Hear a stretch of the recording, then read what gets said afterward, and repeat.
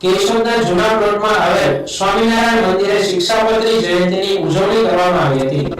છ ઋતુઓમાં વસંતને ઋતુરાજની ઉપમા આપવામાં આવી છે।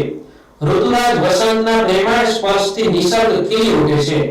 વસંત તો ઉનાળા તથા શિયાળાનો સેતુ છે। મહાશુદ્ધ પાંચમથી વસંતનું આગમન થાય છે। સ્વામિનારાયણ ભગવાન વસંતના ઉત્સવને ઉત્સાહથી ઉજવતા હતા। વસંત પંચમીના શુભ દિને સ્વામિનારાયણ સંપ્રદાયના અજોડ ગ્રંથ શિક્ષાપત્રીનું પ્રાગટ્ય થયું છે। આ કારણથી સ્વામિનારાયણ સંપ્રદાયમાં વસંત પંચમીનું મહત્વ અનેરું છે।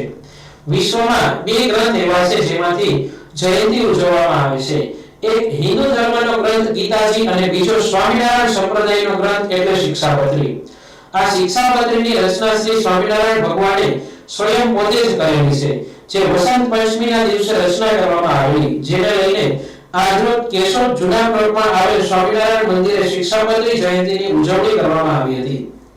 સૌપ્રથમ હરિભક્તો દ્વારા શિક્ષાપત્રીનું પઠન કરવામાં આવ્યું હતું।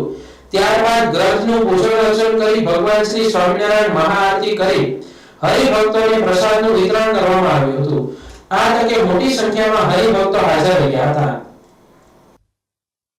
સહજાન સ્વામી મહારાજે વાલા ભક્તજનો, આજે વસંત પંચમીનો મોટો ઉત્સવ છે।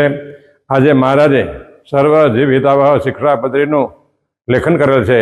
કારણ કે મહારાજ કે મારે અનેક જીવનું કલ્યાણ કરવું, તો દેવી હજુ કોઈ પણ જીવ છે એનું કલ્યાણ કરવા માટે 212 350 અનુસાર આ શિક્ષાપત્રીમાં લખી અને અનેક જીવનું કલ્યાણ કરવા મહારાજ કે દરરોજ અમારા હરિભક્તોએ પાઠ કરવો। ભણેલ ન હોય એને આ પૂજન કરવું, કોઈ સંભળાવે હોય તો સાંભળવી, પણ એક દિવસ શિક્ષાપત્રીનું વાંચન કરી સિવાય પાણી લેવાય નહીં, પાણી પીવાય નહીં, એવો દરેક ભક્તોને મહારાજે સૂચના આપી છે। તો આ અવસર આજે આપણે ભવ્યથી ભવ્ય કેશોદ મંદિરની અંદર શિક્ષાપત્રીનું પાઠ કરી અને આરતી, સમૂહ આરતી કરી દરેક હરિભક્તોએ ઘણો લાભ લીધો। એ જ રીતે મહિલા મંદિરે પણ ઉત્સવ સારો એવો છે અને ત્યાં પણ ઘણા બહેનોએ ઉત્સવનો લાભ લીધો છે।